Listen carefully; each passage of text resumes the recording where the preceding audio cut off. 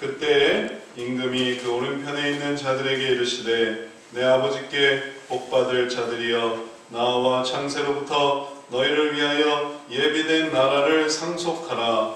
내가 죽을 때 너희가 먹을 것을 주고 목마를 때 마시게 하고 나를 열었을 때 용접하였고 벗었을 때에 옷을 입혔고 병들었을 때에 돌아보았고 옥에 갇혔을 때에 와서 보았느니라. 네 우리들이 대답하여 가는데 주여 우리가 오는 때 주의 죽으신 것을 보고 공개하셨으며 공하신 것을 보고 마시게 하였나이까. 어느 때 나그네 되신 것을 보고 영접하였으며 벗으신 것을 보고 옷 입혔나이까. 어느 때 병드신 것이나 옥에 갇히신 것을 보고 사정하였나이까. 40절 같이 읽습니다. 임금이 대답하여 가라사대 내가 진실로 너희에게 이르노니 너희가 여기 내 형제 중에 지극히 작은 자 하나에게 한 것이 곧 내게 한 것이니라 하시고. 아멘. 우리가 교회에서 하는 일이 무엇일까요? 교회에서 하는 일이 뭘까요? 교회 와서 우리가 TV를 보는 것도 아니고 교회 와서 우리가 밥을 먹는 것도 아니고 밥 먹기 위해서 오는 것도 아니고 교회 우리가 노래 부르러 온 것도 아니고 교회 우리가 친구 만나려고 온 것도 아니고 교회 우리가 장사하려고 온 것도 아니고 교회 우리가 공부하려고 온 것도 아니고 교회에 온 이유가 무엇일까요? 하여튼 지금까지 말하는 것은 교회에 온 직접적인 이유는 아닙니다. 교회에 우리가 스마트폰 하려고 오거나 교회에 우리가 잠자러 오거나 교회에 우리가 뭔가 어떤 유익이 있어서 오거나 한 게 아닙니다. 그런 거는 교회에 오지 않아도 할 수 있는 거니까요. 그럼 교회에 온 이유가 무엇일까? 교회에 온 이유를 우리가 생각해 볼 때 가장 중요한 첫 번째 이유가 있습니다. 그것은 하나님을 섬기기 위해서 온 것입니다. 하나님을 섬기기. 이건 다른 데서 할 수가 없는 것입니다. 하나님을 섬기는 것을 다른 데서 할 수가 없어요. 다른 데서 할 수도 있지요. 그러나 교회만큼 할 수는 없습니다. 왜냐하면 교회는 그것을 하는 전문적인 곳입니다. 우리가 다른 곳에서 예배를 드릴 수 있습니다. 다른 곳에서 찬양도 할 수 있고 기도도 할 수 있고, 그러나 교회를 제외하고 한다면 그건 좀 이상한 것입니다. 교회는 그것을 하는 가장 중요한 곳입니다. 왜냐하면 교회는 그리스도의 몸이다. 교회는 내 백성이 내게 기도하는 성전이다. 이렇게 말씀하셨습니다. 내가 거기서 너를 만나리라 말씀해 주셨습니다. 그래서 교회는 쏙 빼놓고 교회는 안 와요. 아니, 난 교회는 안 가. 그러나 나는 기도는 해. 교회는 안 와. 그러나 나는 예배는 드려. 교회는 안 와. 그러나 나는 성경을 읽어. 한다면 정말 중요한 거가 뭔지를 모르는 것입니다. 왜 교회 중심으로 하라고 했는지. 교회에서 하나님을 섬기는 법을 배우게 되는 것입니다. 혼자서 하는 것을 생각해 보십시오. 혼자서 하면 기도했다가도 안 했다가도 예배도 드렸다가도 안 드렸다가도 찬양도 했다가도 안 했다가도 자기 마음대로 해요. 자기 마음대로 할 수 있습니다. 누가 뭐라고 하겠습니까? 내가 그렇게 하겠다는데. 그러나 교회는 달라요. 교회는 그걸 가르치는 것입니다. 교회는 그걸 배우는 거예요. 아, 하나님을 이렇게 섬겨야 되는구나 하니까 우리의 본질적인 그 어떤 성향상 우리는 힘듭니다. 지겹습니다. 불편합니다. 하나님을 꼭 이렇게 섬겨야 됩니까? 예전에 제사를 한번 생각해 보십시오. 내가 제물을 가져오면 그냥 그것으로 끝나면 되잖아요. 근데 이 제물에도 이 절차가 있는 거예요. 제물을 어떻게 나눠야 되며 그것을 어떻게 드려야 되며 그것을 어떻게 해야 되며, 제사를 드려보신 분들은 그런 절차에 대해서 좀 익숙하실 거예요. 예전에 저희 큰아버님도 제사를 열심히 드리는 집이라서 저도 이제 이렇게 보면 복잡해요. 음식도 뭐는 하고 뭐는 안 되고 또 드리는 방식도 복잡합니다. 지방 쓰고 뭐 하고 문 열어놓고 복잡해요. 아유, 좀 단순하게 하지 뭘 이렇게 복잡하게 하냐고. 그게 돌아가신 분에 대한 조상에 대한 예의가 아니라는 거예요. 그래서 절차가 있습니다. 하나님께 예배 드릴 때도 절차가 있습니다. 그래서 그런 것들을 교회에서 배우는 것입니다. 그래서 뭐가 끝나면 뭐가 되고 뭐가 끝나면 뭐가 되고 시간을 맞춰야 되고 또 그러한 어떤 틀이 있고 그것들을 우리가 함께 해나가는 것. 그래서 가장 중요한 것이 하나님을 섬기는 것입니다. 그것을 배워나가는 것입니다. 그리고 그것이 예배뿐이겠습니까? 기도도 하지요. 또 찬양도 하지요. 물질도 드리지요. 이런 모든 것을 통해서 하나님을 섬기는 법을 배우는 거예요. 그래서 이렇게 오래 하나님을 잘 섬긴 분들은 교회가 그런 곳인 것을 알고 다음 세대에도 그것을 가르쳐 줍니다. 얘야, 하나님은 이런 곳이다. 교회 오면 기도부터 해야지. 하나님께 예물을 준비해야 된다. 하나님께 들어가서 예배 드릴 때는 이렇게 예배를 드려야 된단다. 라는 것을 가르칩니다. 그리고 그렇게 교회를 만들어가는 것입니다. 하나님을 섬기는 곳으로 교회를 만들어갑니다. 그러나 하나님을 섬기는 법을 배우지 않으면 어떻게 될까요? 교회는 있어도 그만 없어도 그만, 뭐 교회 와서 장난을 치고 뭐 뛰어놀고 교회에서 뭔가를 해도 그냥 그러려니 하면 그럼 나중에 그 교회는 뭐가 되겠습니까? 있을 필요가 없는 거예요. 그래서 하나 둘씩 교회가 의미를 상실하게 되고 사라지게 되는 거죠. 그러나 하나님을 정말 잘 섬기고 하나님을 우러러보고 그리고 하나님을 섬기는 자들은 하나님을 잘 섬기는 것으로 하나님이 복을 주세요. 왜냐하면 하나님은 살아계시는 분이니까. 우리가 이게 뭐 흉내내는 게 아닙니다. 우리가 보이지 않는 분을 이렇게 섬겨드리는 게 아닙니다. 무존재하신 분을 이렇게 하는 게 아닙니다. 하나님은 살아계세요. 보이지만 않을 뿐이죠. 보이기만 하면 다 믿을 텐데, 저도 그게 제일 안타까워요. 보이기만 하면 다 믿을 텐데 보이지가 않는 거예요. 그러니까 이거는 이제 믿음이 되는 것입니다. 보이는 걸 믿는 건 믿음이라고 하지 않죠. 보이는 걸 믿는 게 뭐가 믿음이에요? 보이는 건 그냥 보이는 겁니다. 그러나 보이지가 않으니까 이게 믿음이 되고 이 믿음이 하나님이 상을 주시는 것입니다. 그런데 이렇게 하나님을 섬기는 것이 가장 중요하고 가장 우선적이고 가장 핵심적인 목적인 것에 부가해서 두 번째로 중요한 목적이 있습니다. 교회에서 하는 일. 다른 사람을 섬기는 것이에요. 다른 사람을 섬기는 것을 바로 교회에서 배웁니다. 어떤 사람은 이렇게 말할 것입니다. 저는 교회에서 하나님만 섬기겠습니다. 교회에서 저는 하나님만 섬기겠습니다. 다른 사람은 섬기지 않겠습니다. 라고 한다면 그럼 또 교회로 우리를 불러주신 진정한 의미를 또 모르는 것입니다. 하나님은 우리가 하나님을 사랑하라고 하셨고 그 다음에 이웃을 내 몸같이 또 사랑하라고 하셨습니다. 이게 두 가지 큰 계명이에요. 이 말은 무슨 뜻이냐면 하늘의 뜻이 하늘에서 이루어진 것처럼 하나님의 뜻이 하늘에서 이루어진 것처럼 땅에서도 이루어지기를 바라는 주기도문, 예수님이 가르치신 그 기도를 실현하는 것입니다. 그래서 하나님만 섬기는 것이 아니라 우리가 하나님을 섬기는 그 마음으로 두 번째로 다른 사람을 섬기는 것이 바로 그것을 이곳에서 교회에서 배워나가는 것입니다. 오늘 성경 말씀은 바로 이 다른 사람을 섬김에 대해서 우리들에게 중요한 것을 깨닫게 해주고 있습니다. 마태복음 25장 34절 말씀에서 예수님은 비유로 의인과 악인, 임금님 앞에 선 의인과 악인에 대해서 설명하고 있습니다. 여기서 임금님은 누구냐? 예수님. 의인은 누구냐? 구원받은 성도. 악인은 누구냐? 구원받지 않은 성도들입니다. 그런데 여기서 특별히 우리가 아는 구원의 원리는 예수님을 믿는 것과 믿지 않는 것인데 여기서의 의인과 악인은 의미가 좀 다릅니다.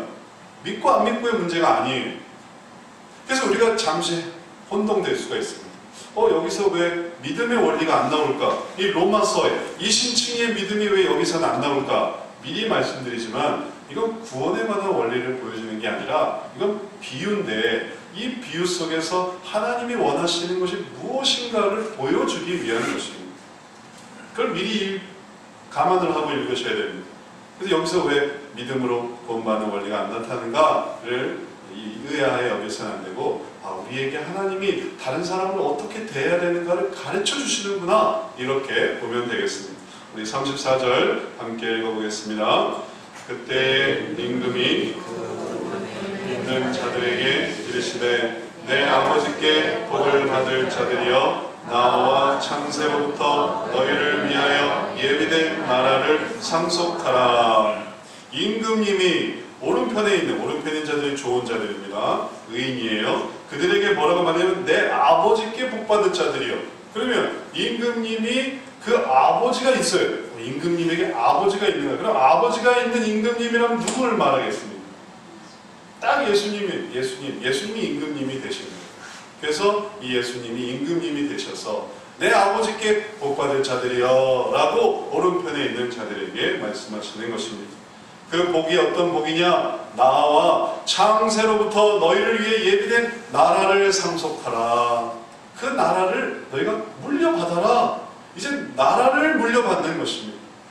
그들이 단지 하나님 나라에 들어온 것만으로도 감사한 게 아니라 이 나라를 상속받는 것, 이 나라를 물려받는 것입니다. 이건 우리 개념과 이상한 게 아닙니다. 이건 당연한 개념이고 하나님은 바로 그 개념을 우리에게 보여주세요. 나라에 입성하는 것만으로 우리가 구원의 끝이 아니요, 그 나라를 물려받는, 상속받는, 이게 이제 내 거구나 라는 이 상속으로 우리에게 복을 주십니다. 이 복은 참여하는 것만으로 받는 게 아니라 누리는 복이에요. 이제 나라를 다스리는 거예요. 나라를 이제 내가 영원토록 이제 관리할 수 있습니다. 내가 그 나라의 조그만 작은 분봉왕이 되는 거예요. 그게 바로 창세로부터 우리에게 준비된 엄청난 축복입니다. 바로 그 은혜가 의인들에게 주어지는 것이고, 그리고 또 그리스도를 믿는 자들에게 주어지는 것입니다. 그리고 이러한 축복을 하나님께서 우리들에게 내려주기를 원하십니다. 그런데 그들에게 이러한 축복을 주시면서 예수님, 임금님 되신 예수님은 그들이 특별히 잘한 일을 언급하고 계십니다. 그래서 구원받았다는 게 그들이 특별히 잘한 일을, 그래서 이게 구원의 원리와 충돌하지 않는 것입니다. 너희들이 그래서 구원받았다가 아니라 구원받은 자들이 이미 왔을 때 나라를 주면서 너희들이 참 이런 점을 참 잘했다라는 것을 칭찬해 주시는 것입니다. 뭐라고 칭찬해 주시는가 하면 35절 36절 같이 읽어봅니다. 내가 줄일 때 너희가 먹을 것을 주었고 목마를 때에 마시게 하였고 나그네 되었을 때에 영접하였고 벗었을 때에 옷을 입혔고 병들었을 때에 돌아보았고 옥에 갇혔을 때에 와서 보았느니라. 주님의 칭찬이 왜 우리가 흔히 생각하는 네가 나를 정말 잘 믿었다, 네가 나를 정말 고백했다, 네가 나를 정말 마음속에 신뢰했다, 그렇게 얘기하지 않으실까요? 그러면 얼마나 좋았겠습니까? 그러면 다 똑같은 거 아닙니까? 다 믿는 거니까. 하나님 나라에서 믿지 않는 사람이 어디 있겠습니까? 다 믿어요. 그러면 다 동일하니까 천국에도 평등사회가 딱 형성이 되지 않겠습니까? 그러면 얼마나 우리가 마음이 편하겠어요. 일단 천국만 가면 돼. 내가 걸치기라도 하면 돼. 그럼 나는 동일하니까. 그가 선교사가 됐던, 순교자가 됐던, 전도자가 됐던, 아니면 지금 막 세상살이 하다가 마지막에 그냥 턱걸이해서 믿었던, 믿은 건 다 똑같은 거니까 이게 다 일치되니까 얼마나 좋겠어요. 그렇게 되기를 우리는 원합니다. 그러나 여기서 서두에도 말씀드렸지만 구원의 원리가 아니라 하나님이 기뻐하시는 게 뭔가, 무엇을 칭찬해 주시는 것, 무엇을 잘했다라고 말씀하시는 것, 무엇을 주님을 기뻐하시는가를 우리가 여기서 보게 된다는 것을 기억해야 되겠습니다. 주님이 기뻐하시는 건 뭐냐면, 야, 네가 내가 줄일 때 먹을 것을 주었다. 내가 목마를 때 마시게 했다. 나그네 돼서 어디 들어갈 데가 없을 때 들어오시고 영접했다. 내가 벗어서 헐벗고 있을 때 너가 나를 옷 입혔다. 그리고 병들었는데 그래서 그냥 아파 죽을 것 같을 때 그때 와서 돌아봤다. 그리고 또 옥에 갇혀서 아무도 찾아오는 사람이 없이 외롭고 힘들고 아주 고통스러운 시간을 보낼 때 와서 돌아보고 격려해 주었다. 이렇게 하나하나 바로 그들이 행했던 선행과 그들이 행했던 수고와 그들이 행했던 그 모든 의로운 일들에 대해서 주님은 언급하고 계시는 것입니다. 이런 언급 속에서 우리들은 하나님이 이러한 일들을 기뻐하시는구나 라는 것을 생각할 수 있습니다. 근데 사실 이것은 우리들에게 있어서 되게 힘든 일입니다. 누가 먹고 싶을 때 먹여준다. 목마를 때 마시게 한다. 또 나그네 돼서 들어갈 데가 없는데 들어오라고 영접한다. 또 헐벗었을 때 입혀준다. 병들었을 때 찾아간다. 또 옥에 갇혔을 때 가서 또 문안한다. 이런 일들은 우리가 얼마나 우리 본능적으로 본질적으로 어려운 일이겠습니까? 차라리 교회 와서 찬양하고 기도하고 성경 보고 헌금하는 거는 너무 잘해요. 그건 너무너무 잘해요. 그건 나도 너무너무 익숙해요. 그러나 자 이제 예배 끝나고 우리가 찾아갑시다, 돌아갑시다, 또 먹여줍시다, 입혀줍시다 라고 하는 거는 이건 너무 좀 어색한 거예요. 왜 어색할까요? 본질적으로 우리들은 하나님으로부터 그 모든 받는 것이 다 나 자신과 연결되어 있습니다. 그러니까 나 자신과 결국 연결되어 있으니까 내가 하나님께 헌금은 할지언정 누군가에게 먹고 마시는 것은 이거는 나와 좀 연결이 안 되는 거예요. 이건 뭔가 좀 손해보는 것 같아요. 왜냐하면 하나님은 다 주신 대로 다 받는단 말이에요. 하나님께 드리는 건 다 받아요. 내가 기도하는 것도 상급 주시고 예배드리는 찬양하는 것도 상급 주시고 뭐 어떤 다 이건 다 나에게로 올 수 있는 것들이에요. 그러니까 이런 것들은 연결 관계가 빨라요. 그러나 다른 사람에게 한다는 것, 심지어는 친척에게 한다는 건, 친구에게 한다는 건, 혹은 이웃에게 한다는 건 이건 곁다리가 더 넘어가는 거예요. 그래서 이게 힘들어요. 더군다나 거기에 익숙치 않은 삶을 살아왔다고 한번 생각해 보십시오. 뭐 이 시대가 또 더 각박해서 예전에는 떡 하나도 나눠 먹고 혹은 또 문도 열어주고, 그런데 이 세대는 또 특별히 각박해요. 문 열어줬다면 큰일 납니다. 택배요 열어줬다면 큰일 나요. 괜히 또 돈 줬다가 뒤돌아보니까 이 사람이 불쌍해서 돈 줬는데 뒤돌아보니까 이 사람이 나를 속인 거예요. 별로 불쌍하지가 않은 사람, 이것은 재산이 많은 사람. 이런 일들이 우리 주변에 넘칩니다. 그리고 이렇게 나눈다 혹은 도와준다라고 하면은 괜히 나만 바보 돼. 그러니까 우리가 더 움츠리게 됩니다. 이런 사회적인 영향도 있고 우리의 개인적인 영향도 있고 그런 게 싫은 그런 내 시간만 내가 하나님께 예배 드리는 게 더 낫지 내가 이런 것들 때문에 이렇게 돌아오고 또 방문하고 귀찮아 이렇게 생각이 될 수 있는 것입니다. 그러면 뭐가 될까요? 익숙하지가 않은 거예요. 그게 익숙하지가 않은 거예요. 내가 누구한테 그렇게 해본 적이 없는 거예요. 누구한테 먹이고 혹은 마시게 하고 영접하고 입혀주고 돌아보고 찾아보고 이게 익숙하지가 않은 거예요. 그래서 뭐가 필요하겠습니까? 익숙하지 않으니까 훈련이 필요한 거예요. 익숙하게 하는 게 필요한 거예요. 익숙하지 않은 것은 훈련으로 해결될 수 있습니다. 훈련은 뭐겠습니까? 그걸 다시 한번 해보는 거예요. 억지로라도 해보는 것입니다. 그리고 그 모든 일들을 해볼 때 그 다음에 익숙하게 됩니다. 바로 이것이 익숙하게 되기를, 그것의 훈련되기를, 그것을 좀 더 잘할 수 있게 되기를 바로 하나님은 기뻐하십니다. 그래서 그러한 자들에게 칭찬해 주시는 거예요. 이런 칭찬을 우리에게 보여주시는 것입니다. 우리도 그러지 않습니까? 누군가에게 뭔가 어떤 좋은 일을 하게 되는 것을 칭찬하는 이유는 누가 신고를 했다. 거기에 포상하는 이유가 뭐겠습니까? 신고를 더 잘하라고 하는 거죠. 그 다음에 열심히 한 사람에게 칭찬하는 이유가 뭐겠습니까? 이걸 좀 본받으라는 거죠.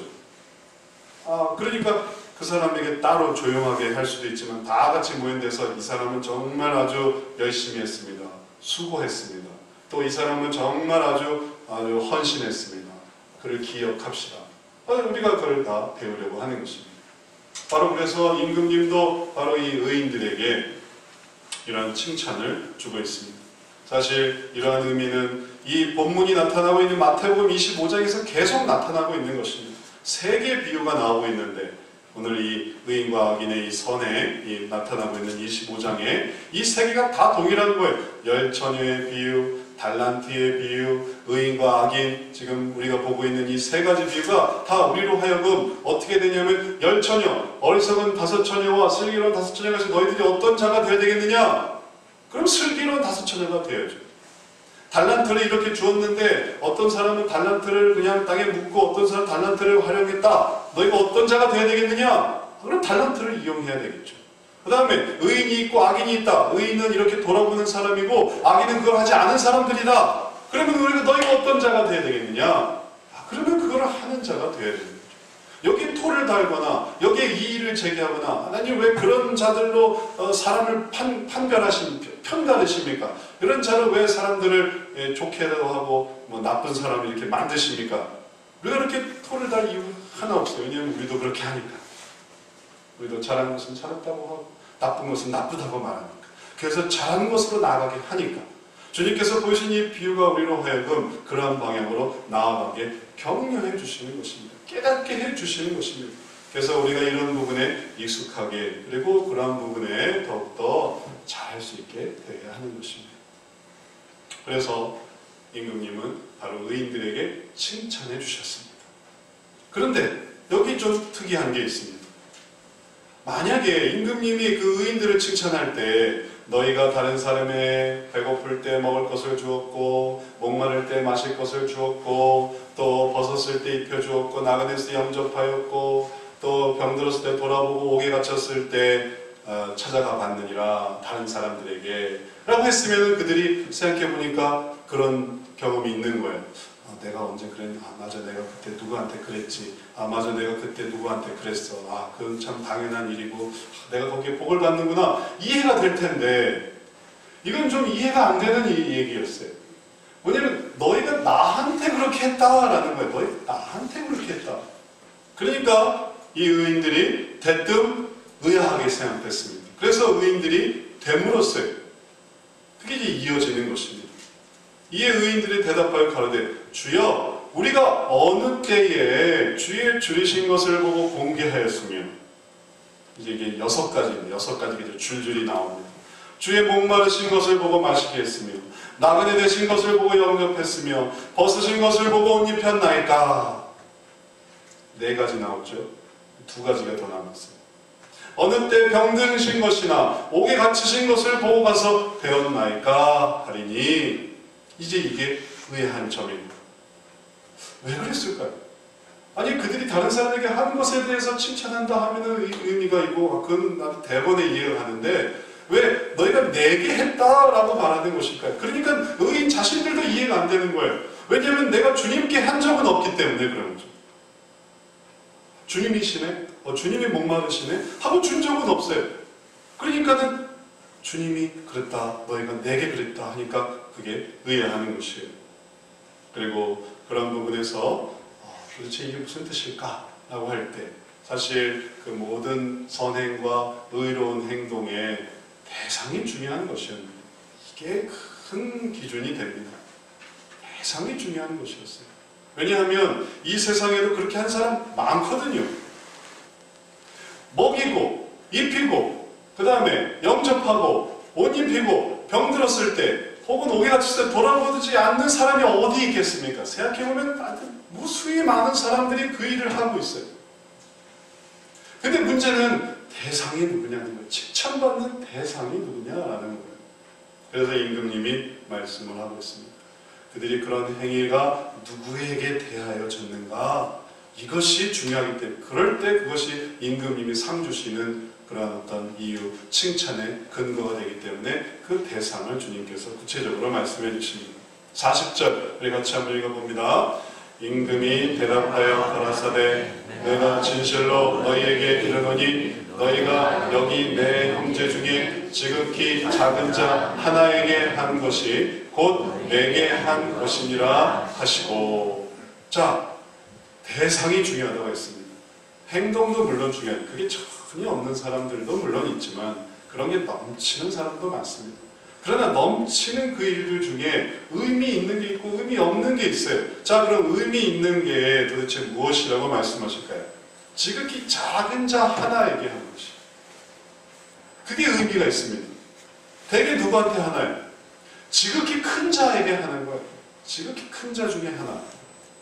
우리가 우리 상사에게 가서 먹을 걸 드리고 혹은 병문안을 하고 또 우리 내 생명의 은인한테 가서 거기에서 나그네에서 영접하고 생각해보면 내가 다 받은 거예요.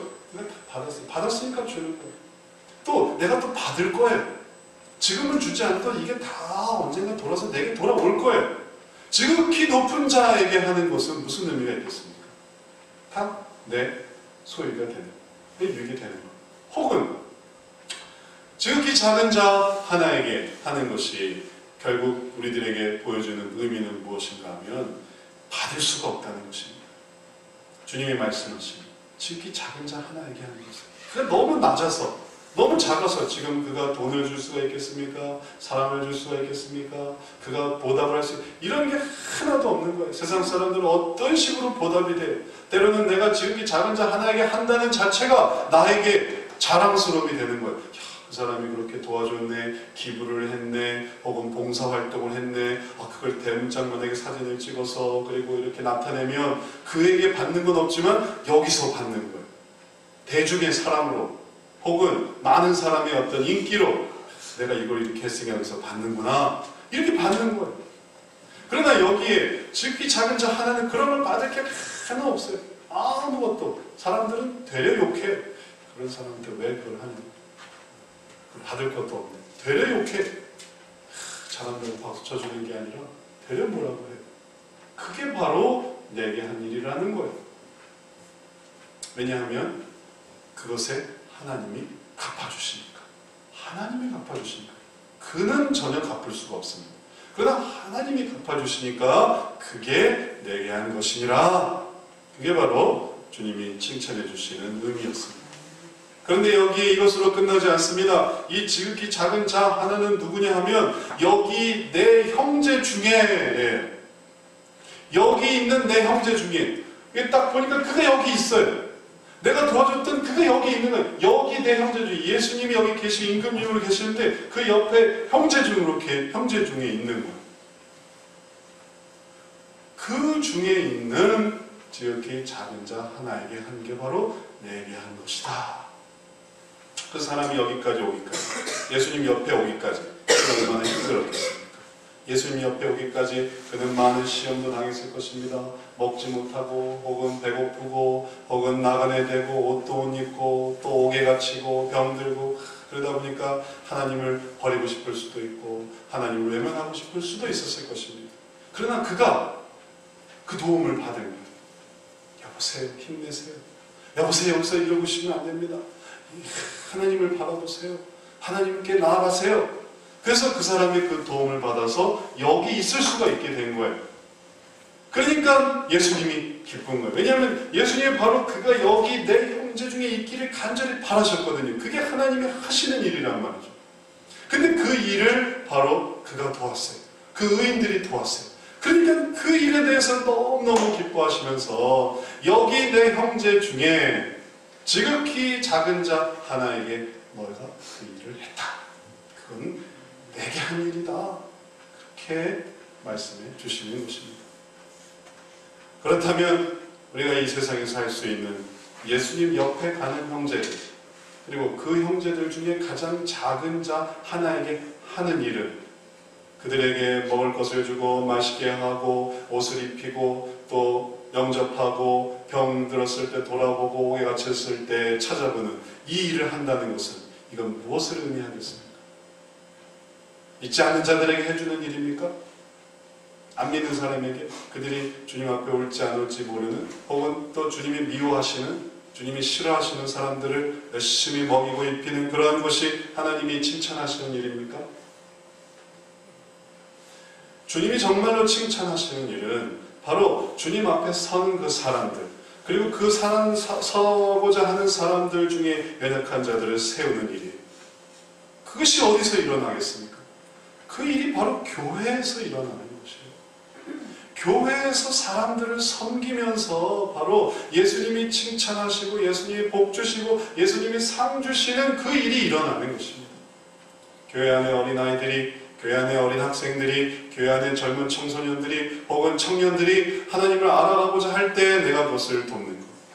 처음 이제 믿음 생활을 하려고 하는 자들이 하나님을 믿을 수 있도록 내가 섬기고 도와주고 또 격려해 주는 것. 그리고 그렇게 한다고 해서 하나 받을 것 없지만 그러나 그렇게 하면서 그들이 하나님께 나아갈 수 있도록 돕는 그 모든 다른 사람을 섬기는 그 일들이 바로 하나님께서 기뻐하시는 일이 되는 것입니다. 생각해보면 교회에서 하는 일들이 바로 그런 거예요. 그러지 않았으면 우리가 다 뿔뿔이 흩어져서 각자 알아서 신앙생활을 했겠죠. 그러나 우리가 모여서 교회를 세우고 그리고 교회 활동을 하는 것은 결국은 우리가 하나님께서 가르쳐 주신 대로 한 사람 한 사람 주의 나라에 들어가게 하고 그렇게 하면서 하나님의 일들을 해 나가려고 하니까 이렇게 되는 것입니다. 그리고 그 교회의 모든 일들에 대해서 하나님은 상 주시는 것이에요. 왜냐하면 그로 인해서 한 사람을 또 주의 나라에 세웠고, 연약한 자를 세웠고, 불쌍한 자를 붙들었고, 그래서 신앙으로 인도해 주었기 때문에 그런 것입니다. 그래서 이 세대에서 정말 선행도 많고 기부도 많고 봉사도 많지만, 그러나 그것들은 아무것도 하나님과 상관이 없습니다. 그들이 좋아서 하는 거예요. 그들이 보람을 느끼고 하는 것입니다. 그들이 기쁨을 하는 것이에요. 그러나 그것이 하나님과 상관이 있느냐? 그것은 아무 상관이 없는 거예요. 그건 그들의 일이니까. 이제 그래서 선행을 했다 하더라도 하나님께 칭찬받을 수 없는, 주님을 칭찬해 주실 이유가 하나 없는 거죠. 그들이 그들 의미로 한 것입니다. 그래서 그들이 하나님께 칭찬받거나 거기에 복을 받거나 할 수가 없는 것이고, 그 다음에 신앙은 있으나 교회 생활을 하지 않는다고 한번 생각해 보십시오. 내 신앙은 있어요. 그러나 교회 생활을 하지 않아요. 그러면 하나님을 바라보지만 그러나 이 칭찬을 누릴 수는 없는 것입니다. 왜냐하면 이 칭찬은 신앙을 가지고 교회 생활을 하면서 교제를 나누면서, 교제를 나누는 것도 쉽습니까? 사실 왜 신앙을 가지면서 교제를 하지 않습니까? 라고 한다면 교제 나누는 게 힘들어서 그래요. 먹이는 게 힘들어요. 맛있게 하는 게 힘들어요. 또 영접하는 게 힘들어요. 때로는 목사님도 영접을 안 해요. 아무도 영접을 안 해요. 힘드니까. 방치워야 되니까. 정리해야 되니까. 귀찮으니까. 내 삶에 간섭하려고 하니까 힘들어요. 도와주는 것은 뭐 두말할 것도 없고. 그래서 옷을 입혀준다든지, 혹은 병들었을 때 찾아가 본다든지, 혹은 옥에 갇혔을 때 돌아본다든지, 이런 일들은 꿈도 못 꾸고 그냥 신앙생활만 하는 것입니다. 그러나 그것은 하나님께서 칭찬하시는 일입니까? 아닙니다. 하나님은 그것을 행하는 것을 칭찬하세요. 안 하는 것을 칭찬하시지 않습니다. 행하는 것을 칭찬하세요. 우리의 신앙은 바로 이러한 다른 사람을 섬기는 삶이 되어야만 합니다. 우리가 이 세상에서 직장 관련으로 한 번쯤은 들어봤을 용어일 수 있겠습니다. 대기발령이라는 게 있습니다. 대기발령. 대기발령은 무슨 뜻이냐면, 직장에서 하던 일을 더 이상 하지 못하도록 그 직위를 해제했다라는 뜻이에요. 그는 소속은 되어 있습니다. 그러나 대기발령이에요. 그래서 일을 할 수가 없어요. 일을 하고 싶어도 할 수가 없어요. 그가 대리나 차장이나 과장이나 상무나 이사나 혹은 또 어떤 직무를 맡고 있는 각각의 사람이지만, 그가 대기발령이 돼버리면 그럼 아무 일도 못합니다. 소속은 있지만 아무 일도 못해요. 그 상태는 좋은 게 아닙니다. 그 상태는 바람직하지 않은 상태입니다.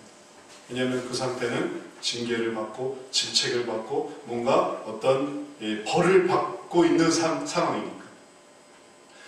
이제 우리가 다른 사람을 섬기지 않을 때, 그것도 마치 신앙이 대기발령이에요. 신앙인인데 대기발령됐어요. 그냥 섬기지를 않아요. 그 자체가 자기는 좋을지 모르겠어요. 나는 하늘나라는 가지만 나는 대기발령이야. 난 아무것도 안 해. 룰루랄라 할지도 모르겠습니다. 그러나 그 룰루랄라 하는 것이 사실은 자기 자신에게 커다란 벌이에요. 아무것도 없으니까. 내가 할 수 있는 게 아무것도 없으니까. 그래서 하나님께서 애초에 그 나라를 물려주고자 하실 때, 그 나라를 상속하게 해주실 때, 그 나라를 다스리게 해주시려고 하실 때, 이 대기발령이 되면 어떻게 되겠습니까? 받을 수가 없는 거예요. 나라를 받을 수가 없습니다. 주님은 그 나라를 다스려서 그 나라를 받게 되면 어떻게 되겠습니까? 그 나라를 가르치고 그 나라를 돌아보고, 그게 영원토록 또 이어지는 거예요. 천국에서 우리가 놀기만 하는 게 아니라, 그래서 우리가 하나님의 일을 하면서 즐거워하는 자들이 되는 건데, 그 나라를 상속받는 건데, 그러나 그 나라를 상속받을 수가 없어요. 상속받는다 하더라도 이걸 어떻게 할지를 알지 못해요. 왜냐하면 그 일이 바로 또 먹이고 입히고 또 돌아보고 그리고 챙기는 일이니까. 위정자들이 하는 일이 그런 일이지 않습니까? 위정자들이 다 백성을 돌보고 백성에게 먹이고 백성에게 입히고 백성에게 뭐가 필요한가를 이렇게 돌보는 게, 그게 위정자들이 하는 일 아닙니까? 그래서 하나님의 나라를 맡은 자들도 사실 그 일을 하게 돼 있는 것입니다. 잘 돌아보는 거예요. 위정자들이 받는 월급을 가지고, 받는 어떤 수준을 가지고 자기 혼자 즐기고 골프 치고 테니스 치고 그리고 외유 나가고 놀고 그러라고 그런 위정자들을 둔 것입니까? 그러면 욕먹죠. 그런 게 아니란 말이에요. 잘 돌보고 어디에 헐벗은 사람이 없나, 어디에 배고픈 사람이 없나, 어디에 다친 사람이 없나, 혹은 이런 위험은 있지 않나, 이런 것을 돌보기 위해서 그들을 위정자로 세운 것이고, 하나님의 나라도 마찬가지예요. 그래서 그 나라를 상속받을 자들은 평상시에도 하나님의 백성들에 대해서 이것을 잘하는 사람들이 바로 그 나라를 상속받는 거예요. 또 상속받기를 원하는 자들은 지금부터 하면 돼. 바로 지금부터 하나님의 일을 행하면 하나님의 일들을 잘 해나갈 수 있기 때문에 우리가 하는 교회에서의 다른 사람을 섬기는 일이 바로 하나님 나라를 사모하며 행하는 일입니다. 사도행전에 예수 그리스도를 정말 믿고 변화된 한 사람의 이야기가 나옵니다. 사도행전 16장 14절에 두아디라 성에 자주장사로서 하나님을 공경하는 루디아라 하는 한 여자가 들었는데 주께서 그 마음을 열어 바울의 말을 청종하게 하신지라. 루디아, 자주장사 루디아, 그가 복음을 들었습니다. 거기서 두아디라에서 사실 여기 빌립보인데 두아디라 자주장사지만 이제 빌립보에 와서 이 모든 일을 하고 있었는데 바울이 복음 전하는 것을 듣고 그리고 나서 마음 문이 열렸어요. 그래서 하나님을 공경할 뿐만 아니라 나 이제 예수님도 공경해야지. 예수님을 믿는 사람이 되었습니다. 그런데 이 놀라운 루디아의 변화는 이렇게 나타났습니다. 저와 그 집이 다 세례를 받고 우리에게 청하여 가로되 만일 나를 주 믿는 자로 알거든 내 집에 들어와 유하라 하고 강권하여 있게 하니라. 자기가 믿었잖아요. 믿었으면 기쁨을 가지고 자기 집으로 가고 자기 혼자 신앙생활을 할 수 있을 것도 같은데 이 루디아는 뭐라고 말하냐면 만일 나를 주 믿는 자로 알거든. 얼마나 당당한 거야. 내가 진짜 주 믿는 자로 안다면 사실은 나 진짜 주 믿는 사람인데 내가 진짜 주 믿는 자로 알면 그럼 뭐라고 말하냐면 우리 집에 들어오십시오. 왜냐하면 그때 바울이 갈 곳이 없었어요. 바울이 나그네 됐습니다. 그다음 바울이 직업은 있었지만 뭐 이렇게 돌아다니니 어쩔 수가 없는 거죠. 나그네 될 수밖에. 복음에 의해서 나그네 됐단 말이에요. 뭐 바울은 그러고 싶었겠습니까? 자기도 빌립보에 딱 땅 하나 놓고 집 하나 딱 사가지고 덩덩하게 떵떵거리면서 복음 전하고 싶었지. 누군들 그러고 싶겠어요? 세상에 어느 사역자가 그런 고생과 고통과 고난을 자처하는 그런 사역자가 어디 있겠습니까?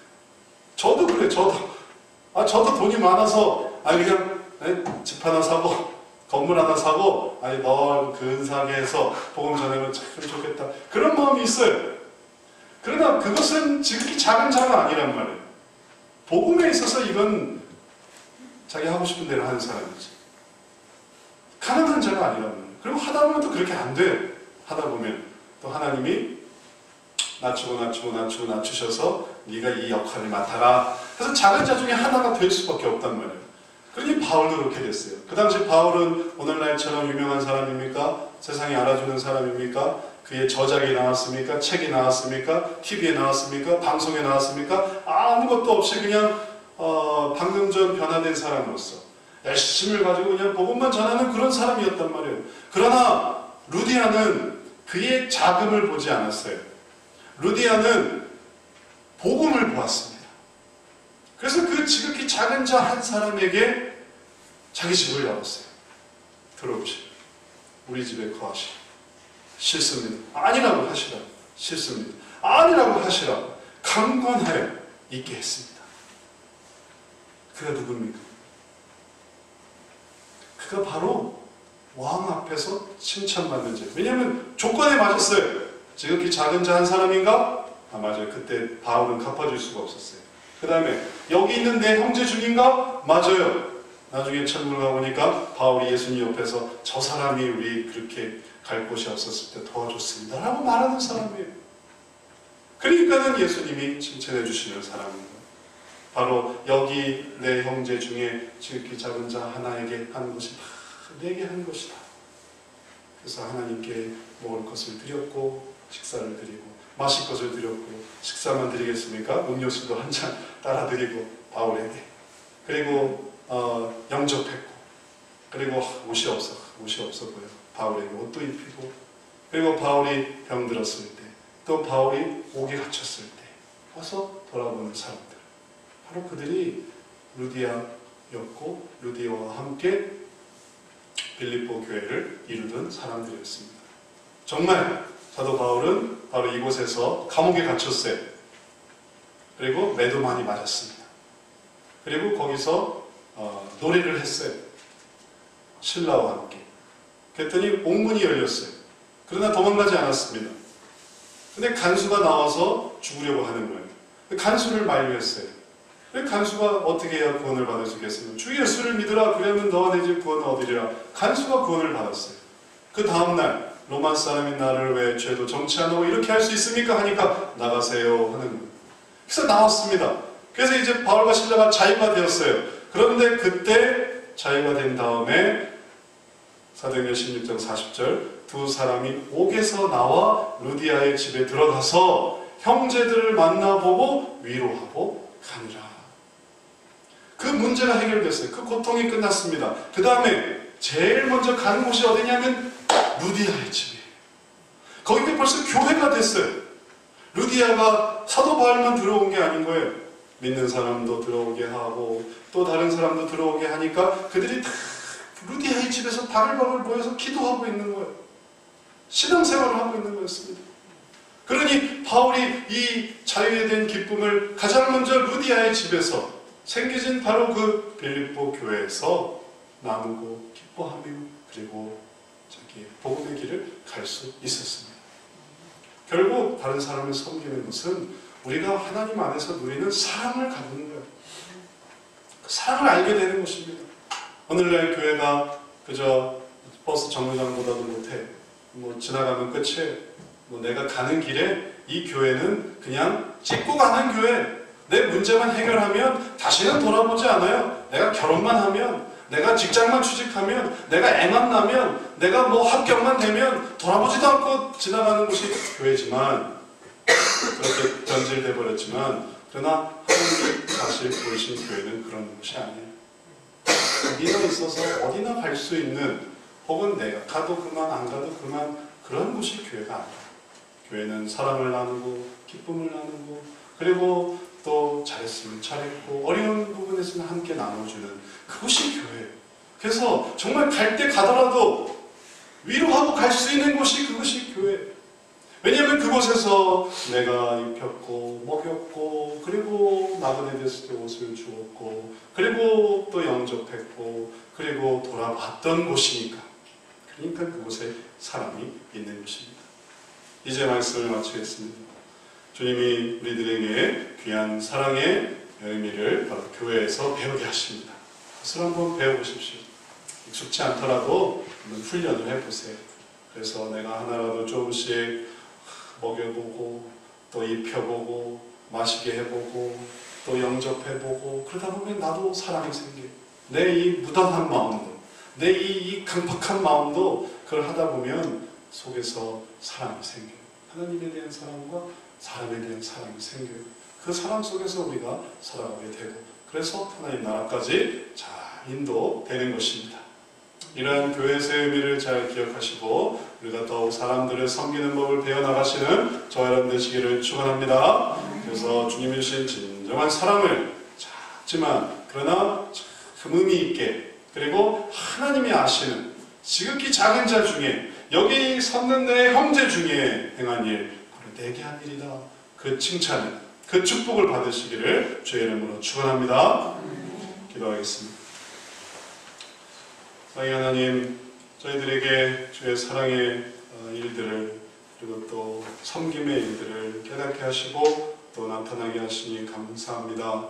우리가 이 의미를 잘 기억하고 그리고 그 사랑을 함께 나누면서 하나님 앞에 설 수 있는 자들 되게 해 주시옵소서. 정말 교회가 그 사랑을 나눌 수 있고 그래서 함께 만나보고 갈 수 있는 곳임을 기억하고 또 그렇게 우리가 함께 만들어가면서 우리의 삶 속에서 위로받고 또 격려하고 또 함께 나누고 함께 하나님 나라로 한 걸음 한 걸음 나아가는 귀한 공동체 되게 하여 주옵소서. 이제 우리 신앙교회가 더욱 그러한 교회 되기를 원하오니 하나님 그러한 교회로 더욱 세워주옵시고, 그래서 우리가 주님 앞에 섰을 때에 우리가 서로가 서로에게 행한 일이 바울이 루디아에게, 또 루디아가 바울에게 한 일이 하나님 앞에 칭찬이 됐던 것처럼 우리가 하나님을 생각하며 서로 섬기며 서로 돌아보고 서로 격려했던 그 모든 일들이 하나님께 행한 일들이 돼서 하나님의 칭찬으로 커지고, 그 칭찬 가운데 하나님의 귀한 나라를 상속받을 수 있는 우리 모두 되도록 복내려 주옵소서. 감사드리오며 예수 그리스도의 이름으로 기도드렸사옵나이다. 아멘. 찬송 같이 드리겠습니다. 90장 같이 부릅니다. 90장.